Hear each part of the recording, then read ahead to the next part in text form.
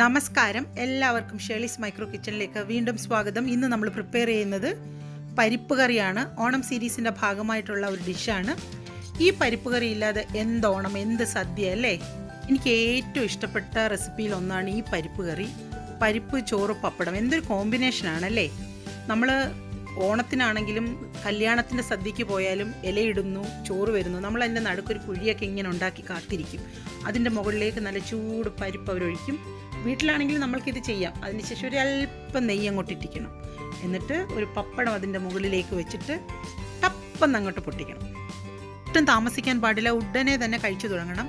പരിപ്പിൻ്റെ വിശേഷം അവിടെ നിൽക്കട്ടെ. നമുക്ക് വേഗം പോയി പരിപ്പ് കറി എങ്ങനെയാണ് പ്രിപ്പയർ ചെയ്യുന്നത് നോക്കാം. നമുക്ക് പരിപ്പ് കറി ഉണ്ടാക്കാൻ ചെറുപയർ പരിപ്പാണ് വേണ്ടത്.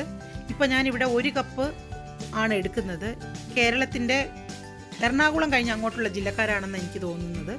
ഈ ഡാൽ കറിയൊക്കെ നമ്മൾ യൂസ് ചെയ്യത്തില്ലേ, തുവരപ്പരിപ്പ് വെച്ചാണ് അവർ പരിപ്പ് കറി ഉണ്ടാക്കുന്നത്. ഞാൻ നിങ്ങളോട് സ്ട്രോങ് ആയിട്ട് റെക്കമെൻഡ് ചെയ്യുന്ന ഒരു കാര്യം, നിങ്ങൾ ഈ ചെറുപയർ വെച്ചിട്ട് പരിപ്പ് കറി ഇങ്ങനെയൊന്ന് ഉണ്ടാക്കി നോക്കണം. നല്ല ടേസ്റ്റാണ്. ഇപ്പോൾ നമുക്കൊന്ന് ഫ്രൈ ചെയ്തെടുക്കണം. 2 മിനിറ്റിൽ താഴെ മാത്രം മതി ഇതൊന്ന് ചൂടായി കിട്ടാൻ. കാരണം ഇതിൻ്റെ ചൂട് കൊണ്ട് കുറച്ച് നേരം തീ ഓഫ് ചെയ്താലും ഇതൊന്ന് ഫ്രൈ ആയി പോകും. അതുകൊണ്ട് 2 മിനിറ്റിൽ താഴെ മാത്രം ജസ്റ്റ് എല്ലാ ഭാഗത്തും ഒന്ന് ഇളക്കി ഈ പരിപ്പൊന്ന് വറുത്തെടുക്കാം. ഈ ചെറുപയറിൻ്റെ സ്കിന്നില്ലാത്തത് മാർക്കറ്റിൽ നമുക്ക് വാങ്ങാൻ കിട്ടും. പക്ഷേ അത് വെച്ചിട്ട് പരിപ്പ് കറി വെച്ചാലും ഈ പരിപ്പ് കറിയുടെ അത്ര ടേസ്റ്റ് ഉണ്ടാവില്ല. പരിപ്പ് ഒരുപാട് മൂത്ത് പോയാലും പരിപ്പ് കറിയുടെ ടേസ്റ്റ് മാറിപ്പോവും. അതുകൊണ്ട് വറുക്കുന്നത് വളരെ ശ്രദ്ധിച്ച് വേണം വറുക്കാൻ. ഇപ്പം ഇത് വറുത്തിട്ടുണ്ട്. ഇനി ഇതൊന്ന് തണുക്കാൻ മാറ്റി വെക്കാം. ചെറുപയർ ഇപ്പം ഏകദേശം ഒന്ന് തണുത്ത് വന്നിട്ടുണ്ട്. ഇനി നമുക്കതൊന്ന് പൊടിച്ചെടുക്കാം. മിക്സിയിലിട്ടിട്ട് 1-2 കറക്കേ പാടുള്ളൂ. അതിൻ്റെ സ്കിന്നൊന്ന് പോയി കിട്ടണം. ഇതിപ്പോൾ കറക്റ്റായിട്ടാണ് പൊടിഞ്ഞു വന്നിട്ടുള്ളത്. 1-2 ഒക്കെ പൊടിയാതെ കിടന്നാലും പ്രശ്നമില്ല. നമ്മളത് കുക്ക് ചെയ്യുമ്പോൾ നമുക്ക് നല്ലതുപോലെ ഉടച്ചെടുക്കാം. സമയമൊക്കെ ഉള്ള ആൾക്കാരാണെങ്കിൽ ഏറ്റവും നല്ലത് ഒരു 1/2 കിലോ അല്ലെങ്കിൽ 1 കിലോ പയറൊക്കെ ഇങ്ങനെ ഒന്ന് വറുത്തിട്ട് പൊടിച്ചങ്ങ് വെച്ച് കഴിഞ്ഞാൽ ഒരു കൊല്ലം 1.5 കൊല്ലം വരെ കേടുകൂടാതിരിക്കും. ഇനി ഇതിൻ്റെ തൊലിയാണ് കളയേണ്ടത്. നാട്ടിലൊക്കെ ആണെങ്കിൽ നല്ലതുപോലെ ഇങ്ങനെ പഴയ അമ്മമാരൊക്കെ ഇങ്ങനെ പാറ്റിയെടുക്കുന്നതാണ്. എൻ്റെ ഒരു ചെറിയ മുറത്തിൻ്റെ ഒരു മിനിയേച്ചറുണ്ട്. അതിലിട്ടിട്ട് ഞാൻ പാറ്റിയും കുറേ ഊതിയും ഒക്കെ കളഞ്ഞിട്ടാണ് ഞാനത് ക്ലീൻ ചെയ്തെടുത്തത്. നമുക്കിനി ഇതൊന്ന് കഴുകിയെടുക്കണം. ഞാൻ ആ കുക്കറിലോട്ട് തന്നെ ഇട്ടു. 1-2 വെള്ളം നമുക്കിങ്ങനെ ഒഴിക്കുമ്പോൾ നമ്മൾ പാറ്റിയപ്പോൾ പോകാതിരുന്ന ചെറുപയറിൻ്റെ സ്കിന്നൊക്കെ വീണ്ടും കുറേ ഇങ്ങനെ മുകളിലേക്ക് വരും. അതെല്ലാം നല്ലതുപോലെ കഴുകി കളഞ്ഞ് നമുക്ക് ചെറുപയർ ഒന്ന് റെഡിയാക്കി എടുക്കാം. സ്കിന്നൊക്കെ കളഞ്ഞിട്ട് ചെറുപയർ നല്ലപോലെ ക്ലീൻ ചെയ്തെടുത്തിട്ടുണ്ട്. ഇനി ഇതിലേക്ക് ആവശ്യത്തിന് വെള്ളമാണ് ചേർത്ത് കൊടുക്കേണ്ടത്. ഞാനൊരു 2.5 കപ്പ് വെള്ളം ഇപ്പോൾ ഇതിലേക്ക് ചേർത്തിട്ടുണ്ട്. നമ്മൾ 1 കപ്പ് ചെറുപയറാണ് വറുത്ത് പൊടിച്ചെടുത്തിട്ടുള്ളത്.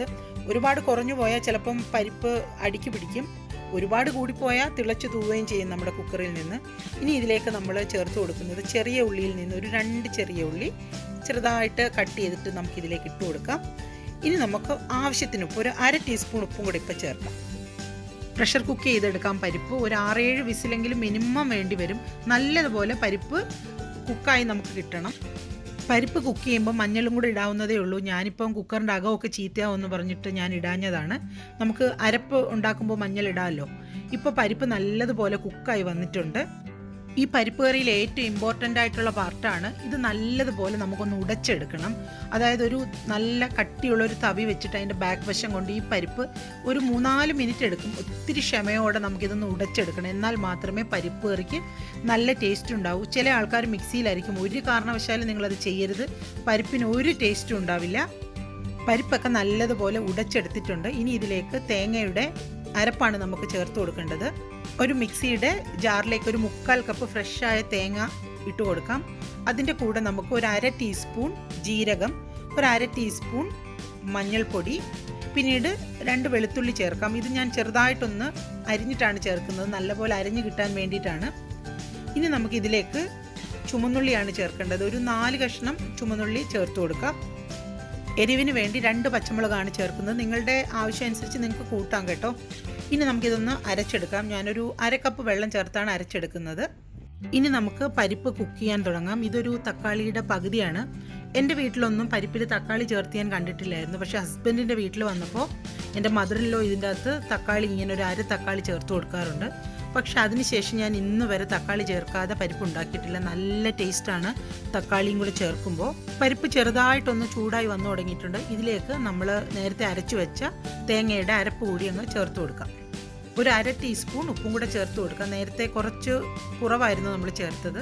എന്നിട്ട് ഇനി ഈ അരപ്പും ചേർത്തിട്ട് നല്ലതുപോലെ ഒന്ന് ചൂടാക്കിയെടുക്കാം. നമ്മൾ പണ്ട് മുതലേ കേട്ടിട്ടുള്ളത് പരിപ്പിൽ തേങ്ങ ചേർത്തതിന് ശേഷം ഒരിക്കലും തിളപ്പിക്കരുത്. അതൊന്ന് തിളച്ച് നല്ലതുപോലെ പതഞ്ഞ് വരുമ്പം തീ ഓഫ് ചെയ്യണം എന്നാണ് നമ്മൾ പരമ്പരാഗതമായി കേട്ടിട്ടുള്ളത്. പക്ഷേ ഞാൻ പരിപ്പ് നല്ലതുപോലെ തിളപ്പിക്കാറുണ്ട്. ഇന്ന് വരെ പരിപ്പിന് ഒരു രുചി വ്യത്യാസമോ അങ്ങനെ ഒന്നും തോന്നിയിട്ടില്ല. പരിപ്പ് പിരിഞ്ഞു പോകാറില്ല. കാരണം ഈ സ്റ്റേജിൽ നമുക്കിപ്പോൾ ഓഫ് ചെയ്യാൻ പറ്റില്ല. ഇപ്പോൾ കുറച്ച് വെള്ളം കൂടുതലാണ്, ടേസ്റ്റ് അങ്ങനെ വന്നിട്ടില്ല. കാരണം കുറച്ച് വെള്ളം കൂടുതലുണ്ട്. ഈ വെള്ളം ഒന്ന് തിളച്ച് പരിപ്പൊന്ന് കുറുകി വരണം. എന്നാൽ മാത്രമേ ആ പരിപ്പിൻ്റെ ഫുൾ ടേസ്റ്റ് എനിക്ക് കിട്ടിയിട്ടുള്ളൂ. വെള്ളമൊന്നുമില്ല, കുറുകിയ സ്റ്റേജിലാണെങ്കിൽ നിങ്ങൾ തിളപ്പിക്കേണ്ട കേട്ടോ. പക്ഷേ ഞാനാണെങ്കിൽ ഒന്ന് നല്ലതുപോലെ തിളപ്പിച്ച് ഒന്ന് കുറുക്കിയെടുക്കാറുണ്ട്. ഇപ്പം ഇത് നല്ലതുപോലെ തിളച്ച് വന്നിട്ടുണ്ട്. ഇനി കുറച്ചും കൂടെ ഒന്ന് ഇത് വെള്ളം ഒന്ന് വറ്റണം. ഇപ്പോൾ ദാണ്ട കറക്റ്റ് പാകത്തിനത് ഇങ്ങനെ ഒന്ന് കുറുകിയിട്ടുണ്ട്. ഇതാണ് ഇതിൻ്റെ ശരിക്കുള്ള കൺസിസ്റ്റൻസി. ഇനി ആർക്കെങ്കിലും പരിപ്പങ്ങ് കുറുകിപ്പോയെന്ന് തോന്നുവാണെങ്കിൽ ഒരല്പം ചൂടുവെള്ളം ചേർത്ത് നമുക്ക് ലൂസാക്കാവുന്നതേ ഉള്ളൂ. ഉപ്പൊക്കെ നിങ്ങൾ നിങ്ങളുടെ ആവശ്യത്തിന് ചേർക്കണം. ഇനി നമുക്കിതൊന്ന് കടുക് വറുത്തെടുക്കണം. ഉറപ്പായിട്ടും ഒരു 3-4 ചുമന്നുള്ളി നല്ലതുപോലെ അരിഞ്ഞ് കടുകും കറിവേപ്പിലേക്ക് ഇട്ട് നമുക്കിത് നല്ലതുപോലെ ഒന്ന് വറുത്തെടുക്കാം. പരിപ്പിനൊരല്പം ചുമന്നുള്ളി കൂടുതൽ മൂപ്പിച്ച് ചേർത്താൽ നല്ല ടേസ്റ്റായിരിക്കും.